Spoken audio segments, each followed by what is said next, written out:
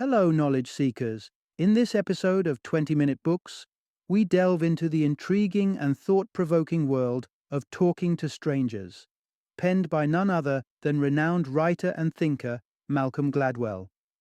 This 2019 masterpiece offers a potent exploration of the stark misconceptions and misunderstandings that arise when we interact with those we don't know. Why is our reality nothing like a Friends episode? What is the surprising nature of our reactions when caught off guard? And how does artificial intelligence play a part in assessing character? Unravel these questions as Gladwell pushes the envelope, driving the call for more tolerance and patience when dealing with strangers, reminding us of the severe consequences that can erupt from misjudgments.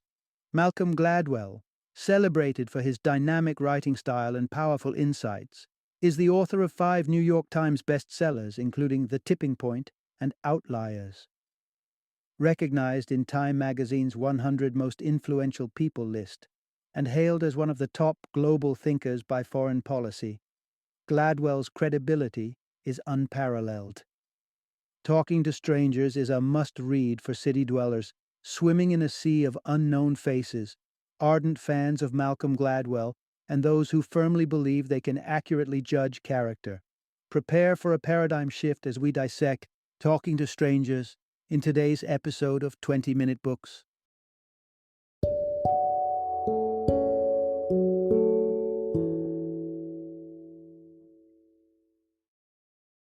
Talking to Strangers: What we should know about the people we don't know. Introduction. Unlocking the enigma of the unfamiliar. Strangers aren't as simple as we think. Picture this scenario. In 1938, British Prime Minister Neville Chamberlain paid Adolf Hitler a visit in Munich, hoping to discern the German leader's true intentions. His visit ended with a feeling of assurance, having left convinced that he had successfully unlocked the mystery of Hitler's plans. Chamberlain firmly believed that Hitler was an individual who could be trusted. Yet history would soon unfold to drastically shatter his belief. Let's be real. Not many of us will ever have to make such a monumental assessment of a person's character. Yet, daily, we make judgments about strangers. Whether we're navigating interactions in the office, at social events, or randomly crossing paths with someone on the sidewalk, we constantly encounter individuals with varied experiences, diverse backgrounds, and distinct worldviews. Our day-to-day interactions force us to try and decipher the words, intentions, and personalities of those we hardly know.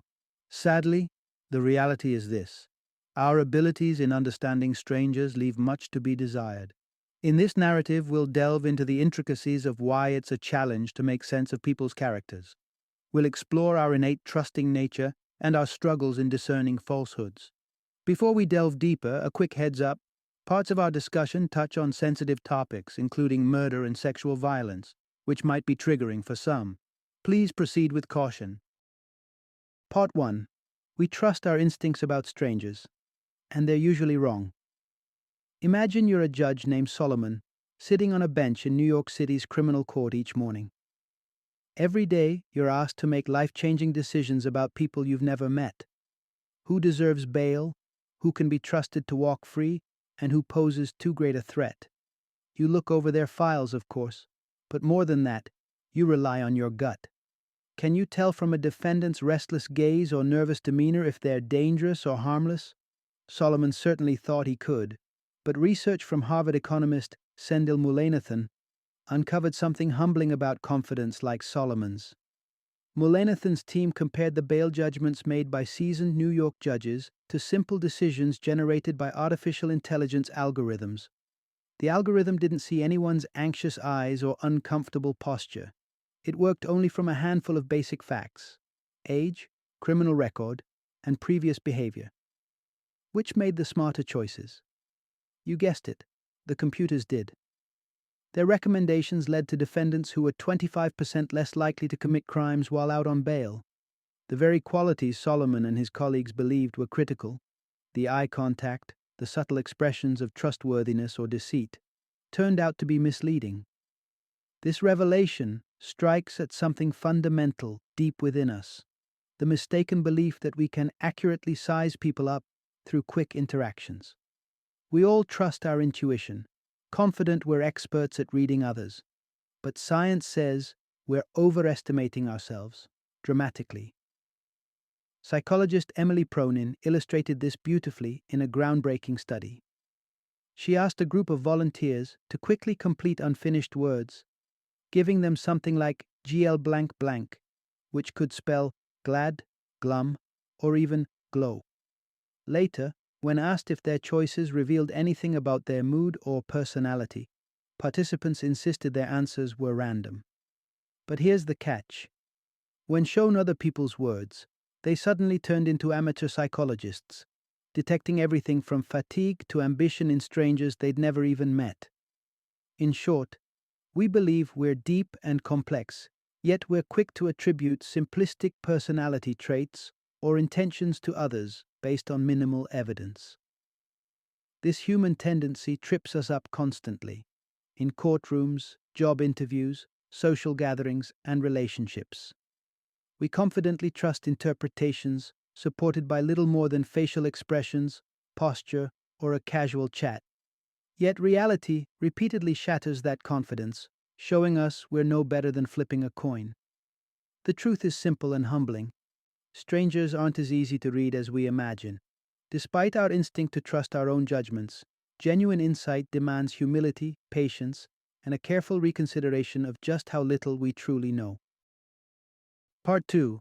The Truth Default. Our inability to detect deceit and our natural inclination to believe. Picture Ana Montes, a diligent intelligence analyst and exemplary employee at the U.S. Defense Intelligence Agency, DIA.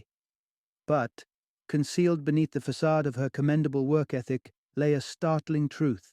She was a spy for Cuba, leaking classified U.S. defense and intelligence secrets to Havana. Looking back, the clues were subtle but present. Her colleagues might have picked up on the striking alignment between her reports and Cuban perspectives, or her peculiar habit of taking calls during times of crisis.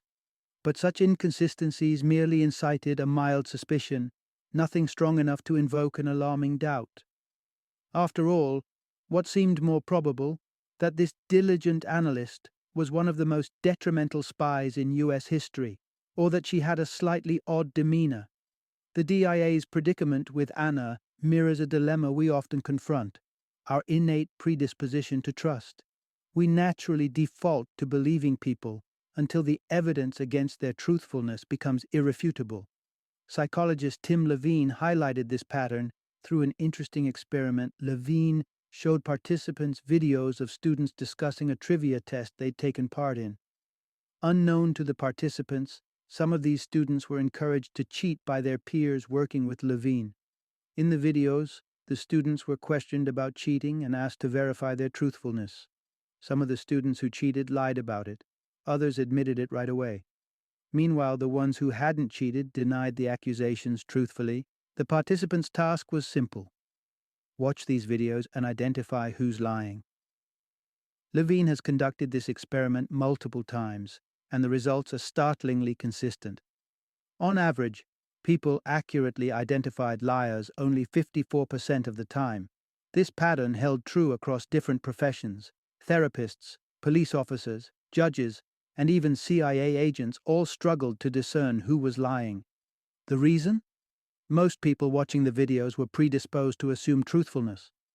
To shift their belief from suspicion to disbelief, they needed an unmistakable trigger. Clear signs of distress, blatant avoidance of eye contact, or apparent difficulty with finding the right words when confronted with cheating accusations. Without such triggers, suspicions remain mild, and we default to assuming honesty. Part 3. The societal necessity of truth default and the rare art of deception detection. Imagine a world where we all excelled at detecting deceit. Would society be safer and more efficient? Reflect on the infamous case of New York financier Bernie Madoff. In the early 2000s, he conned thousands of investors out of over $60 billion while pretending to yield significant profits. The general assumption was that if something was amiss, surely someone would spot it. Everyone thought that someone else was keeping a vigilant watch. Well, Someone was Harry Markopoulos. An independent fraud investigator, Markopoulos didn't adopt the usual societal default of assuming truthfulness. His early life experiences with his parents' restaurant business being affected by fraud had shaped his outlook. As he scrutinized Madoff's financial models, he quickly noticed the improbable profits. He even reached out to all the Wall Street traders dealing in derivatives, what Madoff claimed to trade, and found none of them were doing business with Madoff. Despite alerting the Securities and Exchange Commission about Madoff multiple times between 2000 and 2008, his concerns fell on deaf ears. While it's remarkable to have vigilant individuals like Markopoulos, most of us benefit from assuming truth. Psychologist Tim Levine asserts that lies are rather rare in our everyday interactions. Encounters with individuals like Madoff or Montes are exceptional, not routine. Most interactions are rooted in honesty, and assuming otherwise only breeds disruption. If every time the barista at your local coffee shop totaled your bill, you pulled out your smartphone to check their math, you'd be needlessly delaying the line and wasting everyone's time. It's indeed commendable to possess a healthy level of skepticism like Harry Markopoulos. However, for the majority of us, the inability to detect lies isn't a significant concern. Defaulting to truth serves a purpose. It fosters trust, maintains societal order, and keeps interactions smooth. The cases of individuals like Madoff and Montes are exceptions, not the norm. Part 4. Why reading faces can fool us, and why life isn't like a TV show. Picture your favorite sitcom episode. Any will do. Take an episode of Friends, for example. Even with the dialogue muted, you'd have no trouble tracking the story. Joey's eyes widen dramatically in surprise. Chandler's awkwardness screams from his uncomfortable grin. And when Monica is annoyed, her scrunched-up forehead leaves no doubt. Faces on screen are clear windows into emotions, clearly signaling joy, anger, concern, or confusion. But let's step away from our comfy couch for just a second and venture into the real world. Is the human face always that transparent? Do we truly wear our emotions so clearly in our daily lives? Imagine this scenario. Researchers lead you down a gloomy hallway and into a small dark room. A recording plays softly. It's a quirky and unsettling story by Franz Kafka. After a few minutes, you're asked to leave the room. But wait. As you step outside, something has changed dramatically. The hallway is now brightly lit, walls painted vivid green. And then, suddenly, your best friend sits motionless in a chair, glaring at you with an intense, completely unexpected expression. If asked afterward, what facial expression would you guess you showed in that moment? You'd probably say your eyes widened dramatically, eyebrows shooting upward, mouth hanging open, a textbook look of shock and surprise.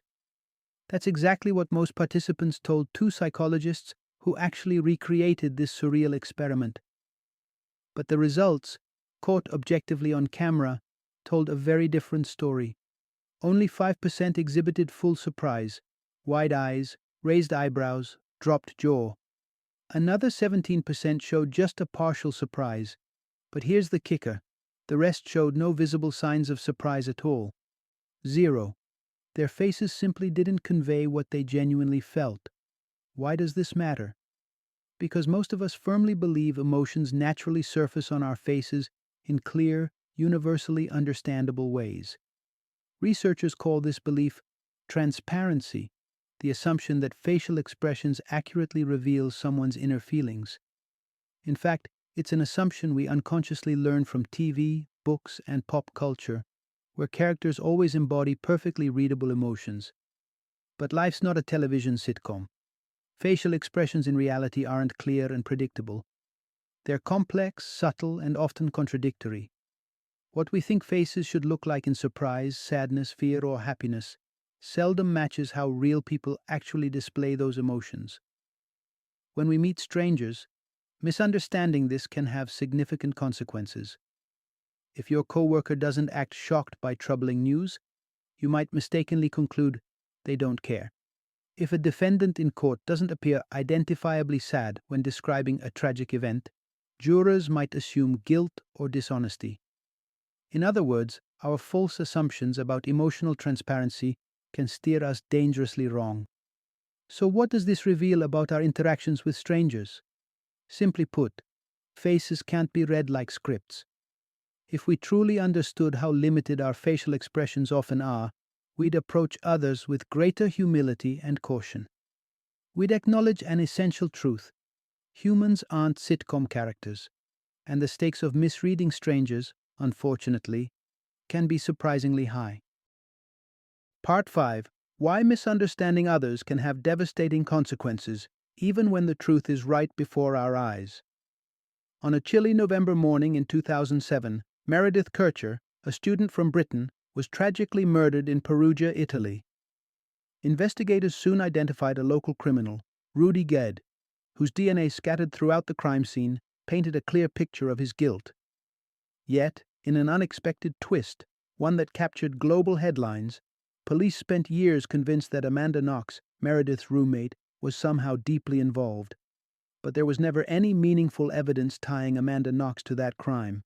No fingerprints, no DNA, no motive, nothing at all. So how did she become suspect number one? It all came down to appearances. Amanda Knox's behavior simply didn't fit what investigators expected.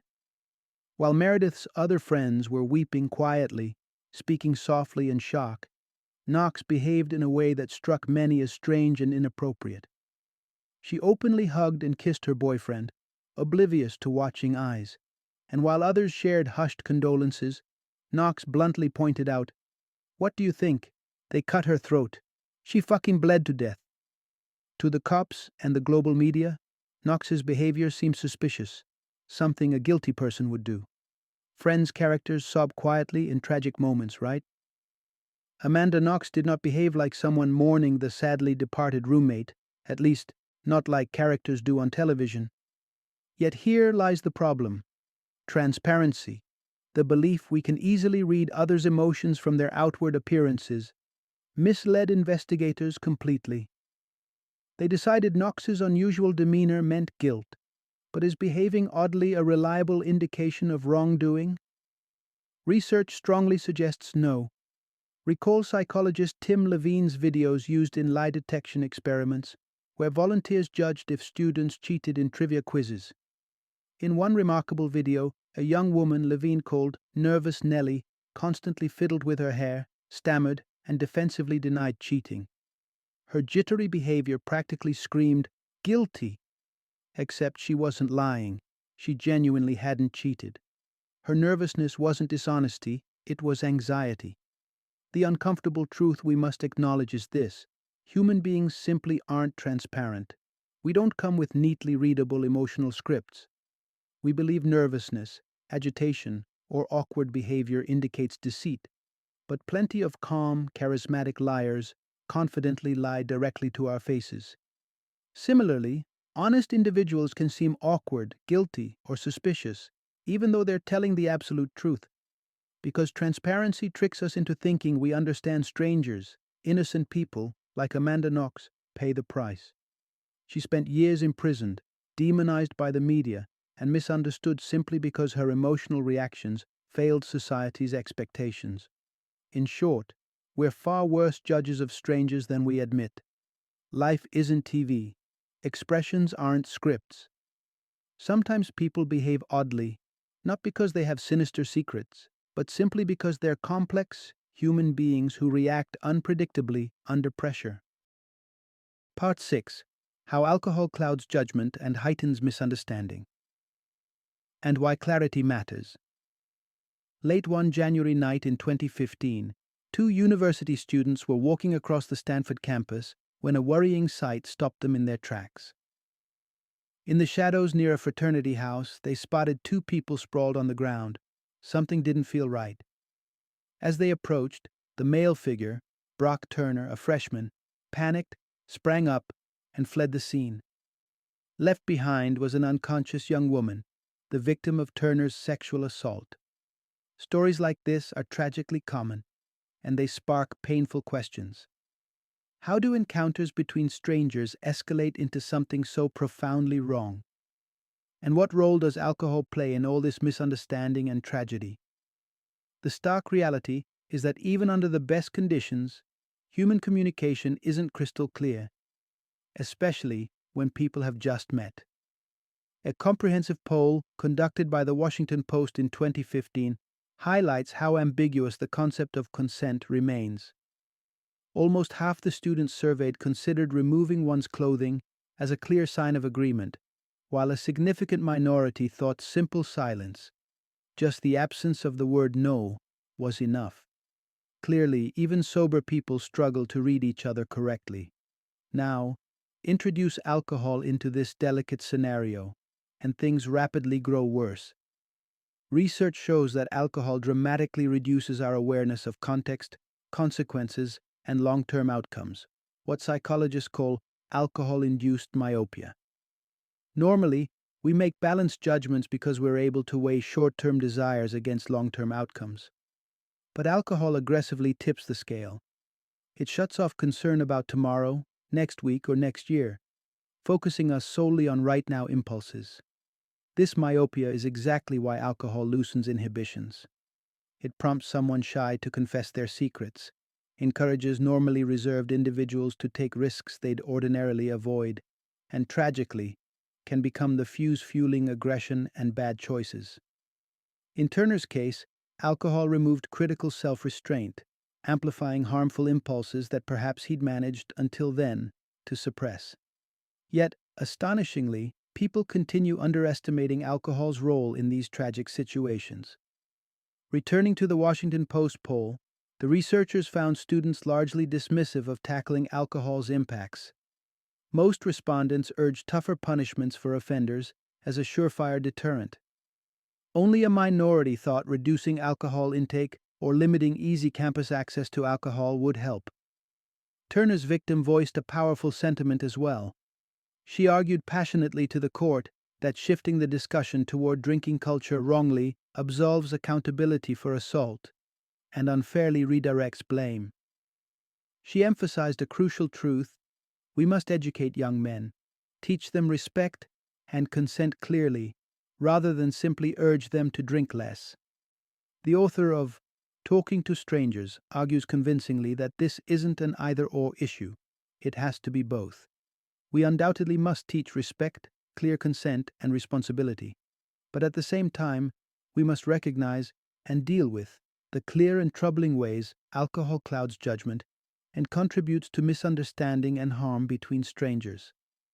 Alcohol undoubtedly makes an already murky situation even more unclear. If we truly want a world where strangers connect honestly, safely, and positively, we must acknowledge alcohol's power to obscure communication, undermine judgment, and dangerously distort human interaction. Part 7. The tragic story of Sandra Bland and why assumptions can turn fatal. In the sweltering heat of July 10, 2015, Sandra Bland, a bright and ambitious 28-year-old black woman, was pulled over by Texas State Trooper Brian Insinia. Her apparent offense? Failing to use a turn signal when changing lanes. Bland explained she'd only switched lanes because the officer had fast approached her from behind, intimidating her. Her irritation was understandable. She hadn't done anything seriously wrong and clearly saw the interaction as an unnecessary annoyance. The situation deteriorated quickly. Wanting to calm her nerves, Bland lit a cigarette. Insinia asked her to put it out, but why should she? She wasn't breaking any laws. Rather than backing down, Insinia escalated things, ordering Bland out of her car when she refused to comply. Tension spiked rapidly. Feeling enraged and threatened, Insinia screamed at her, threatened to stun her, eventually dragging her forcibly from the vehicle. Bland was thrown to the ground. Frightened, hurt, and humiliated, she asked if the officer felt good about his behavior, and later mentioned she had epilepsy. To which Insinia callously replied, "Good, good." A devastating tragedy followed. 3 days later, Sandra Bland was found dead. Officials concluded suicide, in her jail cell. How could such a routine traffic stop spiral into such an awful tragedy? The sad truth, the author argues, is that Sandra Bland's tragedy wasn't just about one bad interaction. It captures a broader, serious failing we all share, an inability to accurately understand strangers. Brian Encenia was actively engaged in a popular but controversial policing strategy known as proactive policing, pulling over drivers for minor offenses, looking out for any suspicious signs of more serious wrongdoing. This tactic can have merit perhaps in high crime areas, but Bland was driving through a non-threatening, quiet area. Yet Encinia's suspicion immediately kicked in. He saw Bland's irritation not as justified frustration, but as something sinister. His assumption shifted away from defaulting to truth, assuming Bland was an ordinary citizen dealing with a stressful encounter, to a new assumption that she was dangerous. Encenia also fell victim to transparency illusions. He mistakenly believed Bland's behavior and demeanor transparently revealed criminal intent or aggression.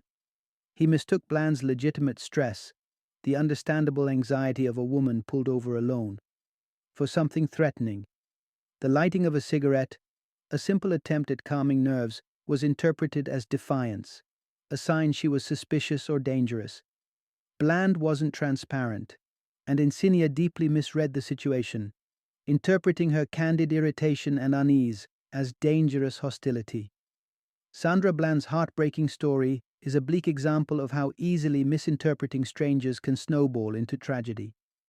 Had the officer paused to reflect, to admit he didn't clearly understand the woman in front of him, perhaps none of this would have happened.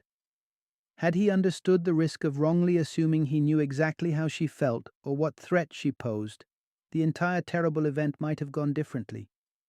When we meet strangers, we are often blind to how little we truly understand about their behavior, intentions, and inner emotions. This blindness can have devastating consequences. Like Bland's tragedy, reminding us how careful we must be when passing quick judgments in charged situations. Ultimately, the best way we can truly learn to interact wisely with strangers is recognizing this truth. Relationships between strangers aren't simple or transparent, and quick assumptions rarely match the complicated internal realities that people carry. Sandra Bland's heartbreaking case calls us to humility, careful examination, and compassion, and warning us sharply against the potentially tragic outcomes when we don't. Final summary. Every single day, we confidently judge complete strangers in passing conversations, first meetings, job interviews, and casual interactions. We trust our instincts, believing our interpretations of other people's thoughts, emotions, and intentions are clear and accurate. But research consistently reveals an unsettling truth. We're actually terrible at reading strangers. Why do we get it so wrong? First, we naturally default to believing others are truthful. Trust is essential. It creates stable communities, cooperation, and smooth daily interactions. But our built-in trust also blinds us. When confronted with deception, we usually accept plausible-seeming lies unless there's overwhelming evidence to the contrary. Because we lack that critical suspicion, liars often slip past unnoticed, leaving us shocked when they're finally revealed. Second, we have unrealistic expectations of transparency. We assume someone's true feelings show clearly on their face and in their behavior, like our favorite characters on TV sitcoms. But real life isn't TV. People often hide their emotions or have expressions that don't accurately match their true feelings. Unfortunately, we found that people perceived as odd, suspicious, or emotional aren't necessarily deceptive, guilty, or dangerous. Think of Amanda Knox, perceived suspicious and cast as guilty, even without any solid evidence. Finally, our misjudgments get far worse when alcohol enters the picture. Alcohol impedes clear communication, encourages risky behaviors, and shifts our focus from long-term consequences to immediate desires, often with tragic results. To interact well with strangers, we need humility, knowing how regularly our instincts mislead us. Understanding individuals means avoiding quick judgments. It demands patience, caution, active listening, and empathy. We can become better communicators and better judges of others when we admit one powerful truth. Strangers are complicated. Human beings aren't transparent. Understanding each other takes real care and careful attention, far more than we usually assume.